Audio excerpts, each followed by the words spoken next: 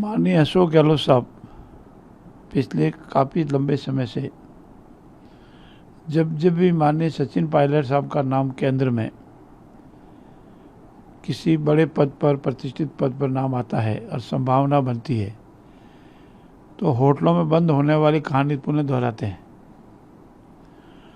और प्रत्यक्ष रूप से उनके आरोपित करते हैं कि उन्होंने बीजेपी वालों के साथ मिलकर के पार्टी तोड़ने का प्रयास किया। मेरा उनसे नम्रता से निवेदन है, जिस तरह का वो आरोप लगा रहे हैं, अगर उसमें लेस मात्र भी सत्यता है तो उनके मुख्यमंत्री के काल के दौरान ये सब घटनाक्रम हुआ और उनके स्वयं के अनुसार अगर जैसा कोई लेन देन का आरोप वो लगा रहे हैं वैसा लेन देन का अगर कोई घटनाक्रम हुआ है तो उन्होंने क्यों न आज दिन तक मुकदमा दर्ज कराया, क्यों न इसकी शिकायत की। परंतु चूँकि वो अपने स्वयं के पार्टी में दरकिनार हो गए हैं, एक साइड हो गए, इसलिए बिना किसी आधार के ऐसे अर्ध गलत बयान देने के आदी हो चुके। मेरा उनसे यह भी निवेदन है कि वो छोटी छोटी हरकतों पे भी आ गए हैं।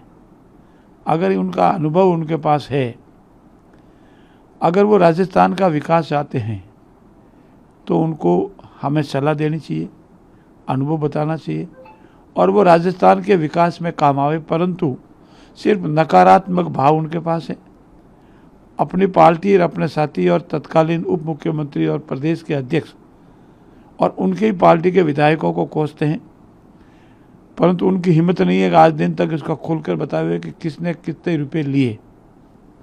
ऐसी स्थिति में ऐसा नकारात्मक बयान देना सिर्फ सुर्खियों में रहने और सचिन पायलट जी को प्रतिष्ठित पद पर नहीं जाने देने की रणनीति के तहत, सुनियोजित रणनीति के तहत ऐसे बयान दिए जा रहे हैं, जिसका हम पूर्ण रूप से खंडन करते हैं। हमारी पार्टी के किसी वरिष्ठ नेताओं का ऐसे किसी घटनाक्रम में कोई हाथ न तो था न है, जिसका बार बार खंडन हमारे सिर्फ शेष नेतृत्व ने बार बार किया है। ऐसी स्थिति में ऐसे इनके बयान को अब कोई सीरियस भी नहीं लेता है और मुझे पता है कि वो सिर्फ सुर्खियों में रहने के लिए ऐसे बयान दे रहे हैं। नाम लिया है, कहा है कि मानेसर कांड में उनका भी हस्तक्षेप था गजेंद्र सिंह जी का, और कोऑपरेटिव सोसाइटी जो है उसका भी जिक्र करें, संजीवनी कोऑपरेटिव। पहले उन्होंने इस संबंध में संजीवनी का नाम लिया, फिर माननीय गजेंद्र सिंह जी का ऐसे कौन सी होटल का नाम, होटल वो मानेसर का नाम लिया और आज दिन तक उनके खिलाफ किसी तरह का कोई नहीं। और जो मुकदमा दर्ज कराया उसमें क्या परिणति उनकी हुई दिल्ली के कोर्ट में, और कभी कहते मुझे चाय पे नहीं बुलाया, मर्जी आवे अनगलत बयान देते हैं। हमारे माननीय गजेंद्र सिंह जी हो या कोई वरिष्ठ नेता हो, ऐसी किसी गतिविधियों में होटल में बंद जो उनके कांग्रेस के विधायक थे वो अपने स्वयं के कारण थे। हमारे किसी माननीय सदस्य, हमारे किसी माननीय जनप्रतिनिधि, हमारे किसी मंत्री का इससे कोई लेना देना नहीं था। माननीय गजेंद्र सिंह जी के खिलाफ जो भी आरोप लगा रहे हैं पूर्ण रूप से बेतुका, बेबुनियाद व झूठे हैं, जिसका वास्तविकता से कोई लेना देना नहीं है। मंत्री जी, आज विधायक दल की बैठक है, क्या कुछ उसमें खास रहने वाला है? राज्यसभा के चुनाव है और हमारे प्रदेश के नेतृत्व, देश के नेतृत्व में माननीय सतीश पूनिया और माननीय अलका जी गुजर को अपना प्रत्याशी बनाया है।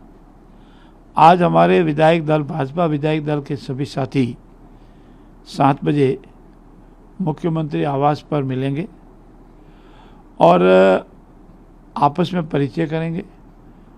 उसके बाद हमारे संगठन के महामंत्री अजय जी शर्मा जी, जिन्होंने कल राजस्थान पधारे हैं, ज्वाइन किया है, उनका भी स्वागत होगा और सभी विधायकों से माननीय मुख्यमंत्री रूबरू होंगे।